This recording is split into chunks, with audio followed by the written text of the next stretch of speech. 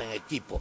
Una nación no se transforma si no es un trabajo en equipo. No digo de grupo, digo equipo, o sea, completamente integrados en un mismo objetivo. Y nosotros hemos dicho, la única forma para que la resistencia seamos exactamente triunfadores es que tenemos que ser ejemplo de democracia interna, ejemplo de transparencia. Hay necesidad de que algunos compañeros que han estado dirigiendo el frente en este momento rindan cuentas, ¿verdad? Eso es elemental. ¿Por qué atacamos o por qué nosotros de una u otra forma le exigimos a la derecha, a la extrema derecha que rinda cuentas? Entonces hagámoslo también nosotros, ¿no es cierto? Tercer punto. Nosotros ya nos comprometimos a través de nuestra precandidatura en la resistencia con el Movimiento 5 de Julio y FRP a presentar, y ya estamos trabajando en eso, una propuesta sobre la organización del Frente Amplio, que aclaro que el Frente Amplio se aprobó como una estructura política independiente pero complementaria al Frente Nacional de Resistencia Popular. Y ahí estoy viendo algunos que se están presentando ya como miembros del comité político del Frente Amplio cuando eso todavía no se ha estructurado. Esos son los oportunistas precisamente que de una u otra forma van a autoexcluirse con el tiempo.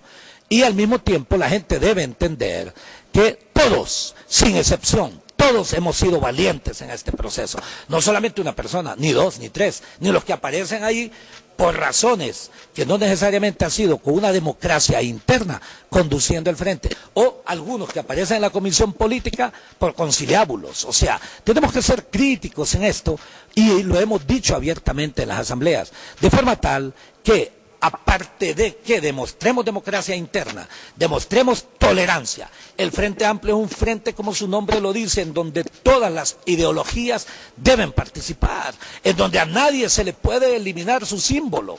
Si un nacionalista en resistencia quiere llevar su bandera, que la lleve. Si un liberal nacionalista liberal en la resistencia quiere llevar porque hay liberales nacionalistas, ¿no es cierto? O nacionalistas liberales, como esta extrema derecha transpartidaria que se une, ¿verdad?, en propósitos y objetivos comunes, como lo hicieron precisamente con el golpe de Estado. Si lo quieren llevar, que lo lleven. Y si en la síntesis de todo es la bandera del frente, pues adelante, el Frente Amplio, que todavía, como Frente Amplio, todavía no hemos tomado esa decisión. Hay que ser tolerantes en esto. Yo tengo mi posición, pero yo entiendo también la posición de otros y veamos cómo podemos concertar. Es en ese sentido que la resistencia, sin duda alguna, seremos exitosos en la medida en que pensemos en esos términos, en la medida también en que aquellos que han demostrado ser saltimbanquis permanentes o mercenarios o serviles, entiendan exactamente que, ojo, en un primer momento ellos son poderosos, porque es muy fácil que también, así como los corruptos se unen y se entienden, es mucho más fácil que también en la historia de la humanidad se ha demostrado que en el corto plazo, sin duda, la barbarie se impone sobre las ideas, pero finalmente son las ideas las que son recordadas. Y hay infinidad de gente con ideas que no ha formado parte de esta estructura de conducción, y todos, sin excepción, aún a los que nosotros estábamos enviándoles este mensaje, también tienen que participar en el entendido que no deben pensar en actitudes hegemónicas. Por ejemplo, que antes también tienen que rendir cuentas, ojo. Eso es importante. Y en la resistencia nos reunimos y nos unimos en 4 elementos. Y yo sé que esos 4 elementos de consenso, como ser, y lo hemos dicho, un Estado inclusivo, o sea, un Estado que piense para el bien común y para las mayorías. 2, una nación hondureña que sea de las primeras en una generación. ¿Por qué no podemos ser la segunda? ¿Por qué no podemos ser la primera en América Latina y el Caribe? Si nosotros lo queremos y tenemos verdaderos estadistas, verdadera gente que realmente tiene compromiso por esta nación, en una generación lo podemos lograr. Lo han demostrado infinidad de países: Israel, Taiwán, China continental, etcétera, etcétera, para mencionar algunos países. Ahora bien, es importante también que Mel pueda, en este sentido, reflexionar sobre el hecho de que su liderazgo es fundamental para crear precisamente todas las posibilidades de inclusión de todas las partes, de todas las ideas, y que juntos armemos esta estrategia de acceso al poder en un primer momento y toma del poder en un segundo momento, no para destruir a los que tienen en este momento el poder, sino para que se comporten como los ciudadanos que tienen que ser y que no utilicen los recursos de la nación para sus fines personales. Entonces yo decía, nos ponemos de acuerdo en 4 puntos. 1, la creación de un Estado inclusivo que funcione para el bien común y no como existe en este momento, un Estado de exclusión que funciona para una minoría oligarca. Segundo punto, nos ponemos de acuerdo en que Honduras tiene que ser el primer país en América Latina en una generación. ¿Es posible eso? Claro que es posible, y no en este momento que estamos a la saga, a la cola de América Latina. El tercer punto, nos ponemos de acuerdo en que el motor del desarrollo es la educación y que para ello vamos a hacer un plan de educación, un sistema de educación completamente integrado, porque en Honduras no existe sistema, existen subsistemas, existen sistemas separados, pero no un sistema en su conjunto que articule precisamente la educación superior, en donde la educación precisamente sea analítica, crítica, constructiva, histórica, prospectiva, comprometida por la nación y por la transformación y comprometida fundamentalmente con las ideas y con valores, frente a los antivalores, frente al pragmatismo político, al pragmatismo filosófico que lamentablemente domina en la sociedad hondureña.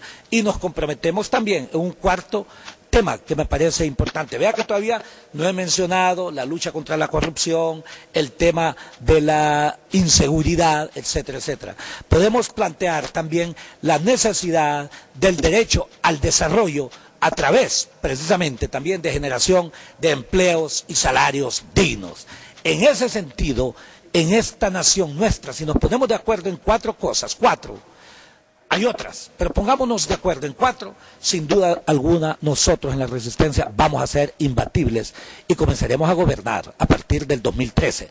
Pero también hemos dicho, la constituyente debe ser un elemento fundamental del plan de gobierno de nosotros en la resistencia. Por ello hemos dicho, no existe en la historia de la humanidad un ejemplo mediante el cual un poder ya constituido, como puede ser en este momento esta oligarquía y este gobierno, para hacer un llamado a una constituyente que les quite poder.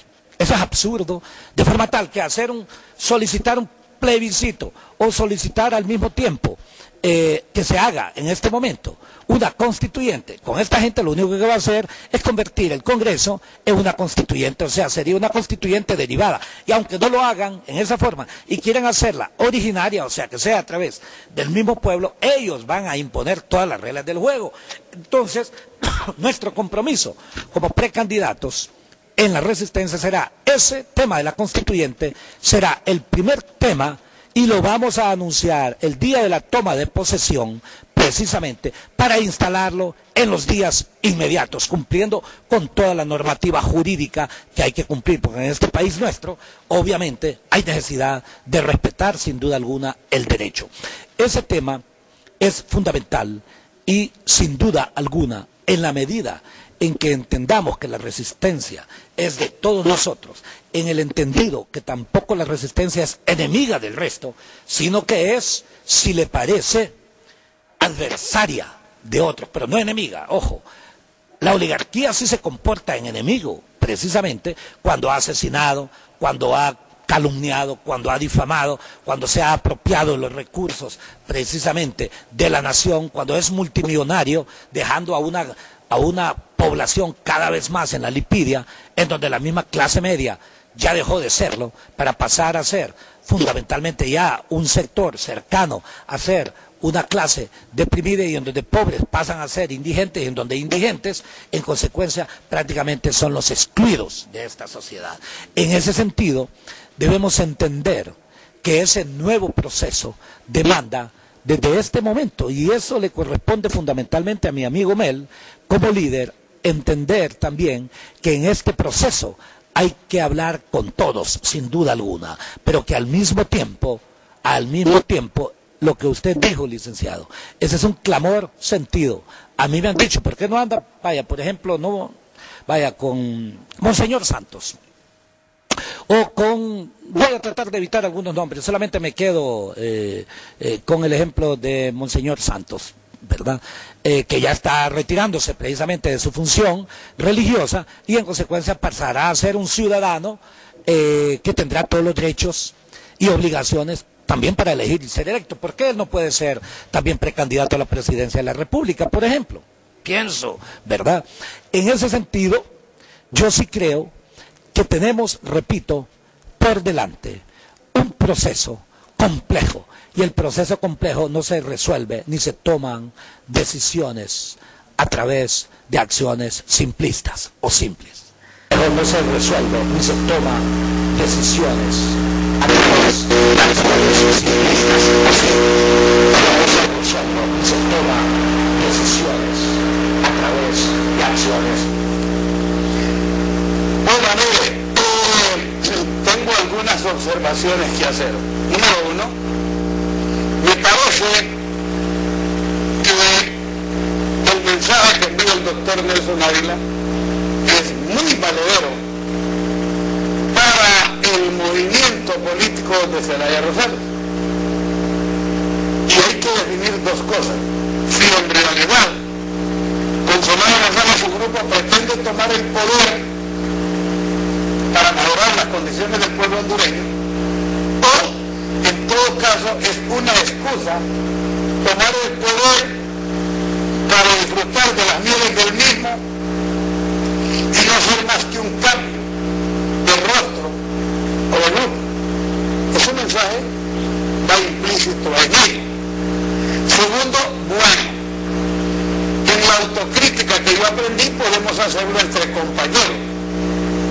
Yo diría, doctor, que lo convoqué para hablar del tema de las jubilaciones y las pensiones, y la mitad del tiempo se nos fue en el tema de Zelaya Rosales, que me parece que pudo ser más breve.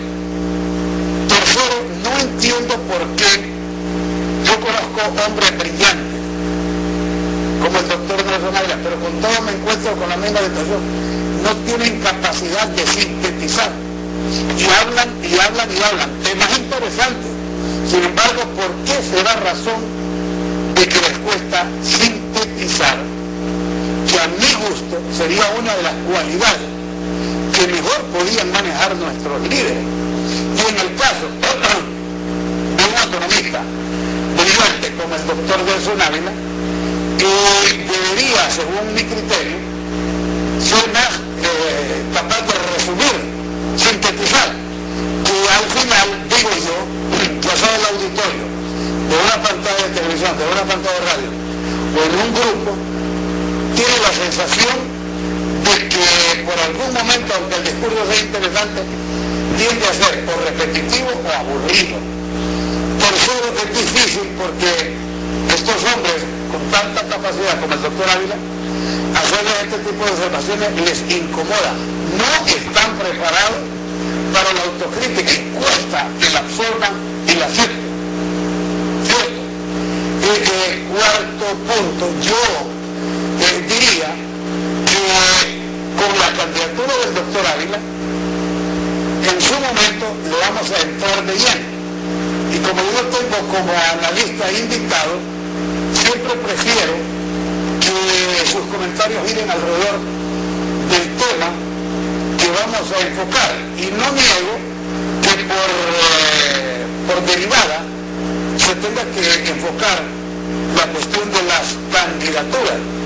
Pero de pronto entonces pudiéramos sufrir la crisis de que nos digan, bueno, el doctor Ávila brillante, pero suele hablar de él y de su candidatura y sus propuestas. Y me parece que va a haber espacio suficiente, pero que más se fortalece un programa con el doctor Ávila en la medida en que en cada exposición enseña sus hartos conocimientos sobre la economía, sobre el desarrollo, sobre la filosofía, sobre la ciencia.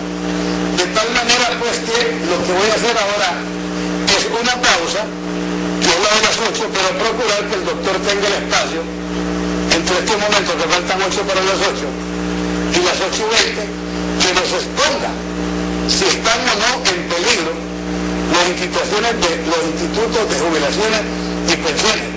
¿Van a desaparecer o no van a desaparecer? Porque una cosa es el discurso que yo pueda hacer diciendo no desaparezcan, y otra cosa es que la vorágine del mercado global los absorba, que sucede en casi todas partes. económico y la etapa superior del capital